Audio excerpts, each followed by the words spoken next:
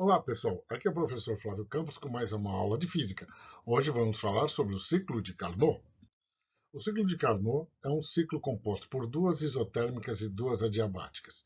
E ele serve para a gente ter como base uma máquina ideal, o seu rendimento máximo, né, tendo a temperatura da fonte fria e da temperatura da fonte quente. Então aqui, ó, eu peguei um exemplo, deixa eu pegar aqui o apontador laser.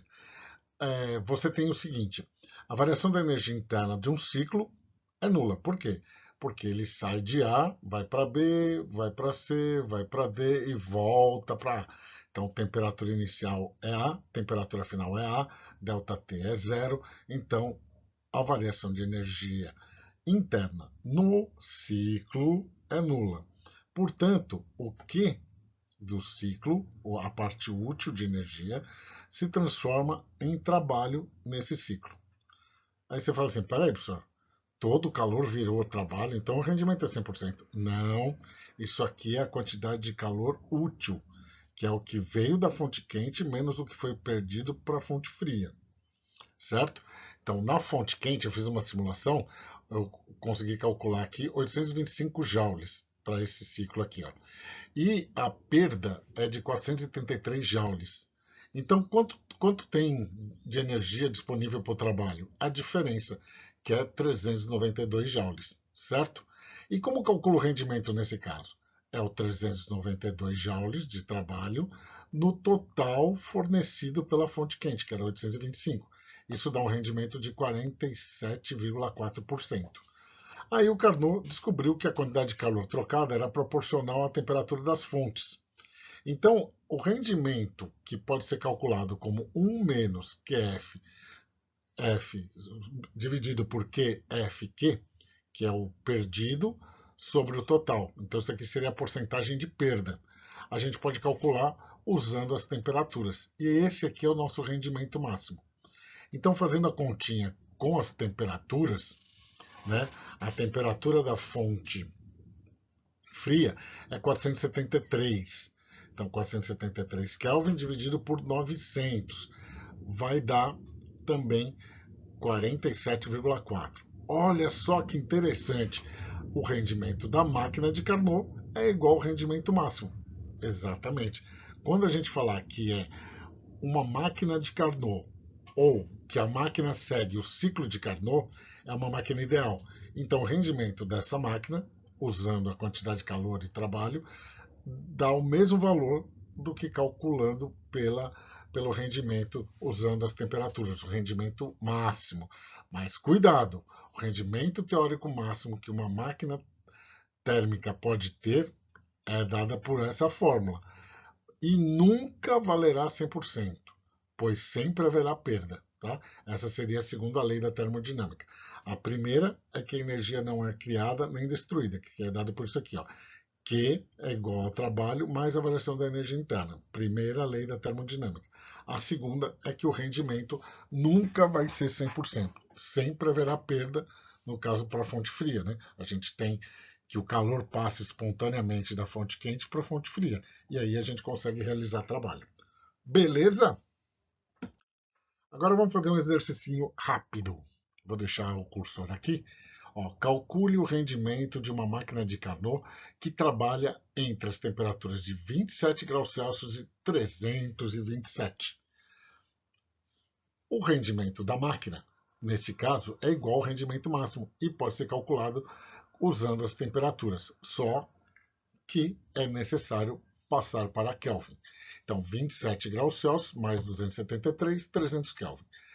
Temperatura da fonte quente, 327 mais 273, 600 Kelvin. Então, o rendimento vai ser dado por 1 menos 300 Kelvin dividido por 600. Isso aqui vai dar 1 menos meio e o rendimento, então, é meio, que significa que o rendimento é de 50%. Facinho? É isso aí, turma. Beleza. Vamos para o próximo. Esse exercício caiu na PUC do Rio de Janeiro. Uma máquina de Carnot é operada entre duas fontes, cujas temperaturas são respectivamente 100 graus Celsius e 0 graus Celsius. Cuidado, mudar passar para Kelvin, admitindo-se que a máquina recebe da fonte quente uma quantidade de calor igual a 1000 calorias por ciclo. Então isso aqui, ó, é o que da fonte quente num ciclo.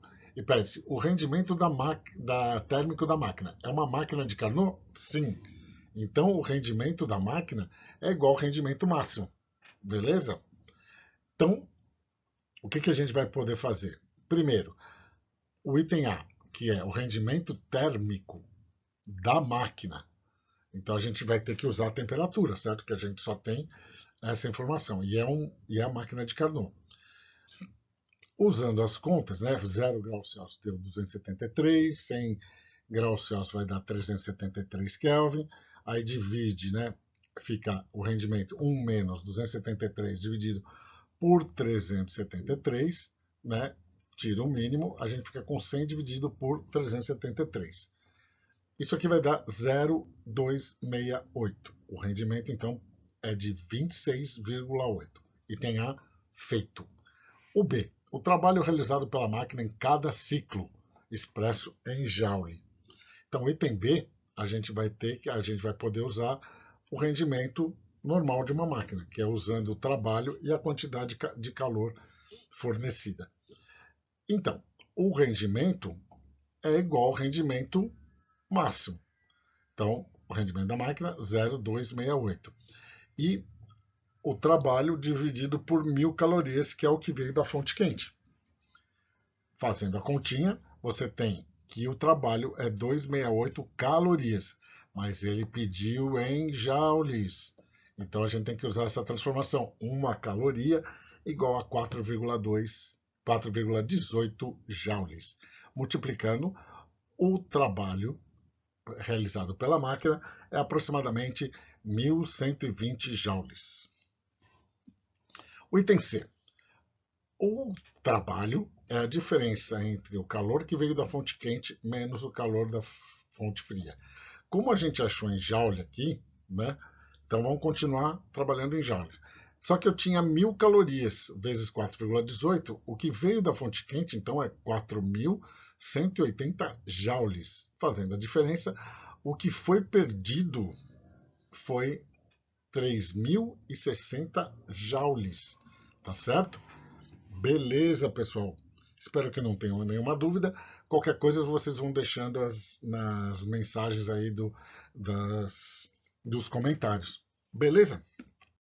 Próximo. Então aqui é um exercício que fala uma máquina térmica trabalha. Falou que era máquina térmica de Carnot? Não. Falou que segue o ciclo de Carnot? Não. Então é uma máquina normal. As temperaturas ela trabalha entre as temperaturas de 127 graus Celsius e 327. Em cada ciclo, a substância trabalhante, ele colocou entre aspas, né, dessa máquina retira 200 joules de calor da fonte quente. Então isso aqui é o total. E rejeita, perde para a fonte fria, né, 160 joules. Qual a energia útil obtida nessa máquina por ciclo? Então isso aí é o que vai ser transformado em trabalho. Então, ó, note que não foi dito que era uma máquina de Carnot, nem que segue o ciclo de Carnot. Então a gente tem que tomar cuidado. Então, primeiro a gente vai calcular o trabalho, que é o que vem da energia útil, que dá 40 joules. É a diferença entre os 200 que ganhou menos 160 que perdeu. Agora, o item B, ele quer o rendimento. Então, 40 joules de trabalho e 200 que foi fornecido. Então, teve um rendimento de 20%.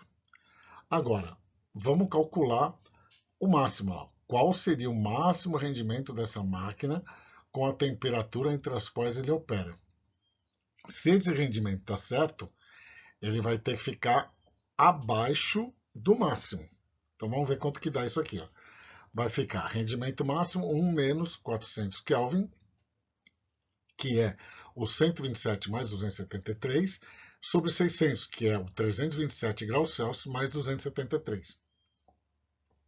Isso vai dar 1/3, né, de rendimento. O rendimento, então, é 0,33, ou seja, 33%. Então, essa máquina poderia ter um rendimento máximo de 33%. Lembre-se que isso aqui é ideal. Então 20, né, tá razoável para essa máquina aqui. Beleza?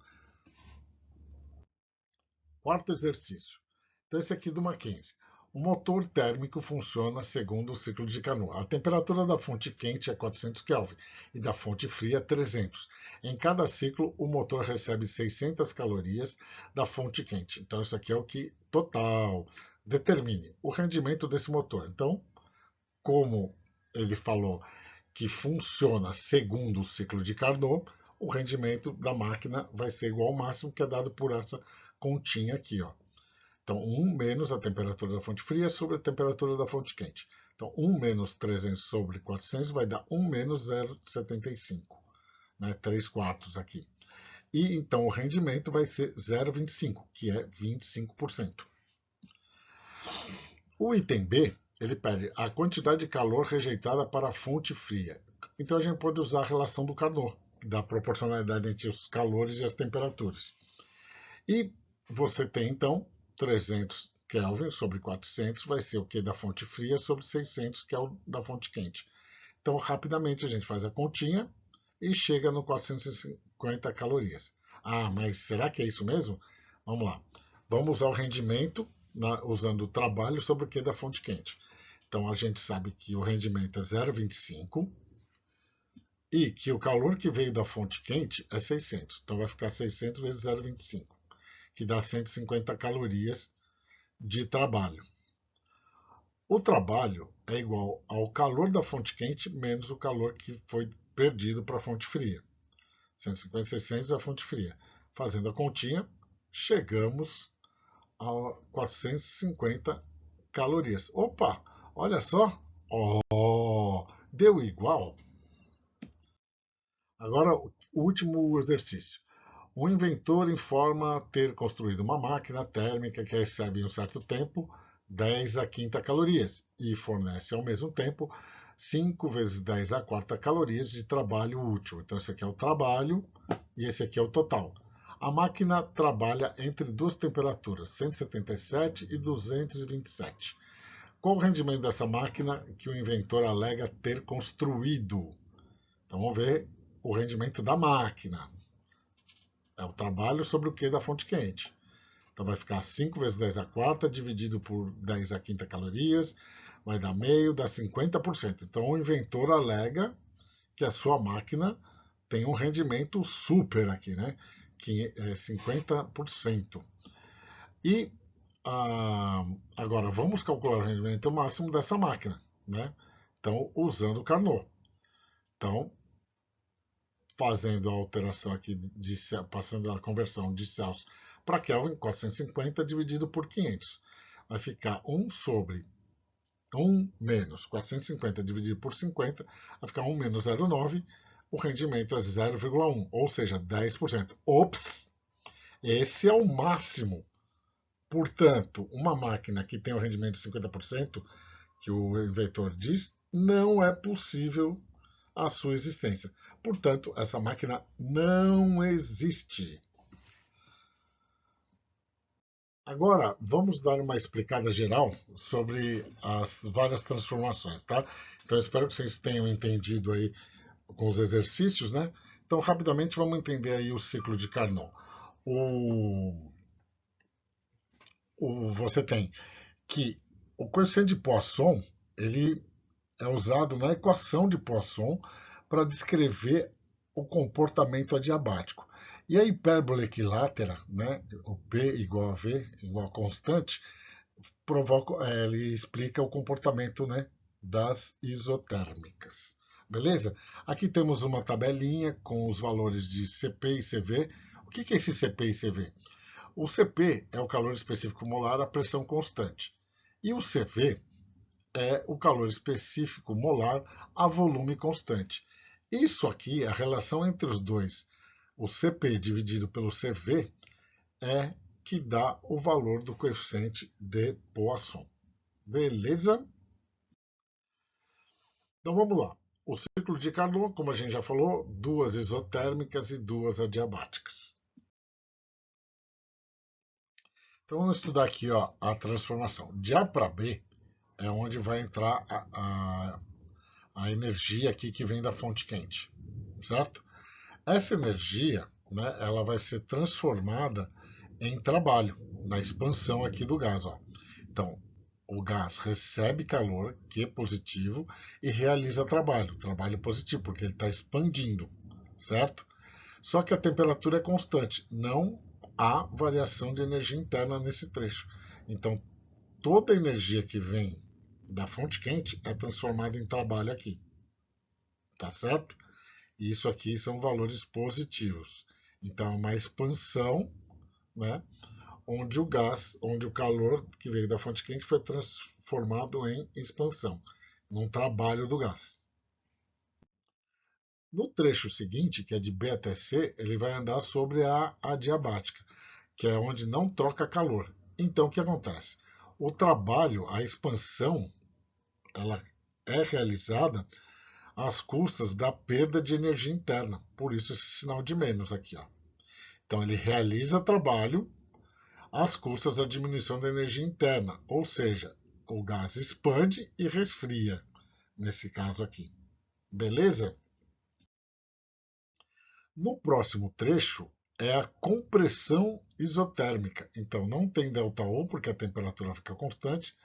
E aqui é onde vai acontecer a perda, né, de calor. Então ele vai perder calor e vai sofrer uma compressão. O meio vai comprimir o gás.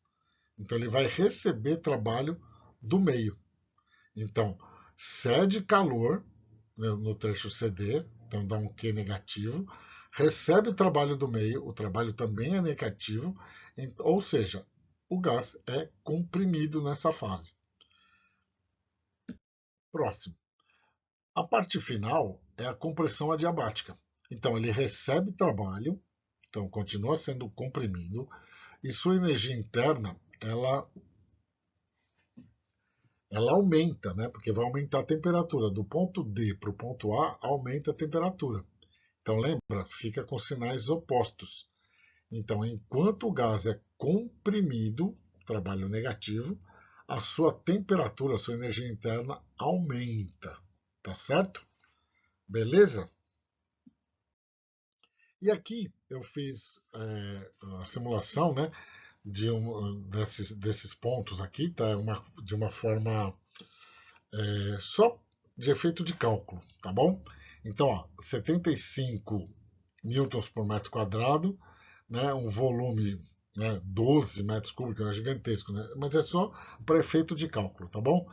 E aqui 30, 30, 6, 78,8, 15, 31,5.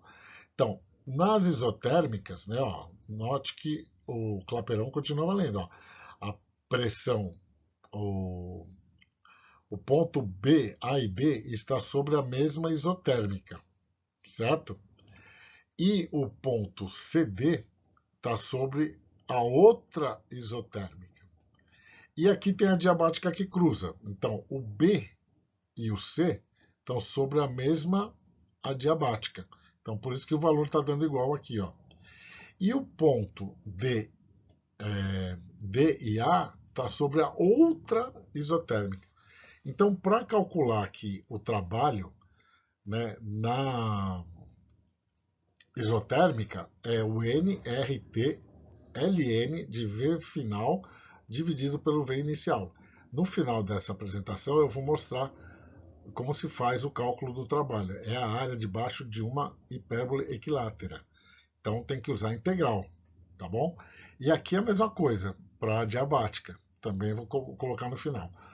A energia interna pode ser calculada por 3 meios, como a gente está considerando um gás ideal, né? E monatômico, 3 meios de NR delta T, ou 3 meios de PFVF menos PIVI. Beleza? E no final, a primeira lei da termodinâmica para cada transformação. Então, na primeira, eu tinha 825 de trabalho, a isotérmica não tem variação da energia interna, então a quantidade de calor é 825. Calor e trabalho. Na diabática, o ΔU é zero. Então, note que nessa diabática e nessa aqui, o ΔU é zero. Nas isotérmicas, o ΔU é que é zero, né? Tá bom? Então vamos lá. Na adiabática, então fazendo o cálculozinho aqui do trabalho, deu 641. Menos 641 do ΔU, certo? Ó, trabalho mais ΔU, dando um calor nulo, certo? Que é o que acontece numa transformação adiabática. Na outra isotérmica, né, agora a gente tem um trabalho negativo, porque é uma compressão. E, como é uma isotérmica, a variação de energia interna é nula. Então a gente vai ter uma quantidade de calor negativa, porque ele está cedendo calor, que é essa parte azulzinha aqui. Ó. Beleza? E, por fim, outra diabática, que a gente fez o cálculo, deu 641, e o ΔU também deu 641, né? E dando uma quantidade de calor trocada igual, nula. Então não troca calor. Beleza? Somando tudo aqui, ó, o trabalho, né, o trabalho de A para B, de B para C, de C para D, de D para A, dá 392. Somando a variação da energia interna, né, aumenta a temperatura, diminui a temperatura, aumenta a temperatura, então o ΔU do ciclo é zero. Mas note que aqui ó, você tem um ΔU nessa expansão adiabática, na compressão adiabática, certo? Mas somando tudo, o ΔU é zero. E somando a troca de calor, a gente chega no 392. Olha só o que aconteceu aqui. Ó. Trabalho igual a quantidade de calor trocada. Então é assim que funciona a diabática. E para finalizar, né, aquilo que a gente falou, o rendimento da máquina, quando a gente está no ciclo de Carnot, é igual ao rendimento máximo. Agora vamos para o apêndice, né, o trabalho usando a integral. O trabalho do cálculo do trabalho, a gente tem que usar a área. Lembra que PV igual a NRT? O N é constante, o R é constante, o T é constante. Então, PV é uma constante. P constante sobre V é uma hipérbole equilátera. Agora, o trabalho, né, para a gente calcular, a gente vai ter que usar a área dessa região aqui. Só que a gente não sabe que figura é essa. Né? Então, a gente vai ter que usar a integral. Né? Vai ser nRT dividido por V. O nRT é constante, então fica 1 sobre V, a integral de 1 sobre V dV. Aí essa integral é ln de V inicial até V final. Então, ln do V final menos ln de V inicial. Como é logaritmo aqui, ó, a diferença fica a divisão. Então, você tem n, r, t, ln de Vf sobre Vi. Essa é assim que a gente calcula o trabalho debaixo de uma curva de uma isotérmica. E, por fim, o cálculo do trabalho de uma adiabática, que tem essa expressão parecida com uma isotérmica, só que ela tem o elevado a gama, que é um coeficiente, né, que dá uma curvatura maior para essa curva. Né? Então, por isso que elas cruzam as isotérmicas. Então, para calcular o trabalho aqui, né, vou ter que usar a relação PI/VI elevado a gama é igual a PF/VF elevado a gama, que é uma constante. Né? Então, essa daqui é a equação de Poisson que descreve o comportamento do gás aqui, que é essa curva aqui. Tá certo? Então, gama é Cp sobre Cv. Calor molar específico a pressão constante. Calor molar específico a volume constante. Beleza? Então vamos lá. Trabalho. É a área do gráfico, P delta V. Só que o P, eu vou usar essa expressãozinha aqui, com P variável, V variável, e vai ser igual ao valor do início. PI vezes VI elevado a gama. Isolando o P, a gente vem PI, VI elevado a gama, dividido por V elevado a gama. Vamos trocar esse P por essa expressão. Então vai ficar PI, VI elevado a gama, V elevado a gama, que é a variável, em dV, certo? Então fica PI, VI elevado a gama, que é um valor constante, que é o do início, o produto inicial aqui, certo? e a integral de 1 sobre V elevado a gama dV de VI até VF. Beleza? Essa expressãozinha aqui, então, fica V elevado a menos gama dV. Como que a gente integra isso aqui? Ó? É o contrário da regra do tombo nas derivadas, né? Então a gente vai somar 1, ao invés de subtrair 1, e dividir por esse expoente, menos gama mais 1. Porque a regra do tombo, o que é? Você pega esse expoente, desce, né? Então vai acabar dividindo, e subtrai 1, que é eliminar esse 1 aqui, voltamos a essa expressão. Beleza? É só dar uma olhadinha aí na integral e derivadas, tá bom? PI, VI elevado a gama, então é V menos gama mais 1, né? Dividido por menos gama mais 1, de VI até VF. Então, agora, o que a gente vai fazer? A gente vai pegar essa expressãozinha e vai colocar no VI e no VF. Fica PI, VI elevado a gama, certo? E dentro, usando o VF nessa expressão, menos essa expressão para o V inicial. Então, olha só o que acontece. A gente pega esse 1 menos gama, consegue colocar ele para fora do colchete. E a gente fica com VF 1 menos gama, menos VI 1 menos gama. Tá? Melhorou um pouco. Agora a gente vai multiplicar por VI 1 menos gama, multiplicar e dividir. Isso não altera a expressão, porque isso aqui vale 1. Agora, por que a gente está fazendo isso? Para tentar simplificar. Ó. A gente vai ficar com PI e VI aqui em cima. Ó. Porque vai ficar, mantém a base e soma os expoentes. Então fica gama mais 1 menos gama. Vai ficar só o VI. Nesse aqui, vai ficar VF 1 menos gama, VI 1 menos gama. Opa, aqui vai dar 1. Então corta, dá 1. Agora que a gente tem PI e VI aqui fora, a gente passa isso aqui multiplicando lá para dentro. Então fica PVI VF 1 menos gama. E esse VI 1 menos gama permanece. Isso aqui dará 1. Pega o PI, VI e multiplica. Vai ficar PI, VI. Melhorou. Usando a ideia de Poisson aqui, ó, vai ficar PI, a gente vai trocar esse PI por PF, VF elevado a gama. VI será, professor, que isso vai simplificar? Olha só o que vai acontecer. Vai ficar PF, VF elevado a gama, VI, VF 1 menos gama, VI elevado a gama, vezes VI 1 menos gama. Olha só o que aconteceu. Vai ficar PF, o VF 1 menos gama mais gama. Vai ficar só o VF, hein? E aqui, ó, vai ficar só o VI. Olha o que dá para fazer. Corta, corta, corta, corta. Olha como vai ficar bonitinha a expressão do trabalho para a diabática. 1 menos gama, o produto PV final menos o produto PV inicial. Então, pessoal, ficou meio densa essa aula, mas espero que tenha aproveitado a parte inicial para entender o ciclo de Carnot, né? E eu resolvi dar uma aprofundada até aqui. Então, espero que tenham gostado. Até a próxima, um grande abraço. Qualquer dúvida, deixe aí nos comentários.